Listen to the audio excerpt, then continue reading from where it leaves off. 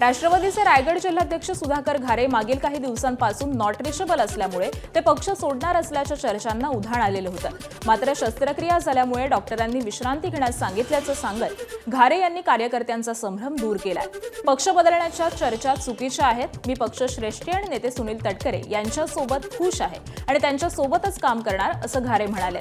सुनील तटकरे आमचे नेते आहेत, आपण त्यांचंच काम करणार असून महेंद्र थोरवे त्यांच्या पक्षाचं काम करतील असं म्हणत तटकरे आणि थोरवे एकत्र येण्यावरती घारेंनी आपली भूमिका स्पष्ट केली आहे। मी तुम्हाला पहिलेच सांगितले 2029ला मी जसं 2024च्या आधी सांगितलं होतं 2024ची निवडणूक लढवणार, बरोबर की नाही? मला हवं असेल तसं आजच समजा 2029ची निवडणूक सुधाकर घारे लढवणार। एबीपी माझा, उघडा डोळे बघा नीट।